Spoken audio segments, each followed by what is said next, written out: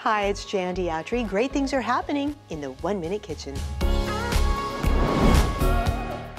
It's an exquisite 5-ingredient pork chop dish, a gourmet meal in minutes. Here's what you'll need: lean bone-in pork chops, some butter, a little garlic, and sage leaves. You'll need some chicken broth to make the glaze, then apples and rice to make the dish complete. While your rice is cooking, slice an apple in half, then make thin cuts into the apple, leaving one side attached. This is how it will look. Now in a skillet, add 1 stick or 4 ounces of butter. Have 2 cloves of garlic sliced and 5 or 6 small sage leaves. Then add them both to the skillet. Cook for 3 or 4 minutes on medium-high.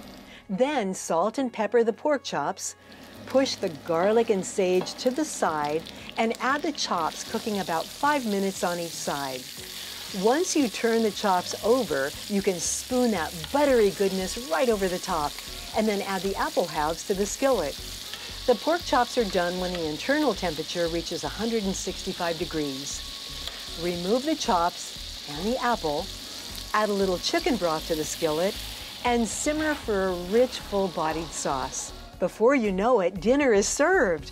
Plate the pork chop, add the apple half, then the steamy rice, and maybe a delicious vegetable like broccolini.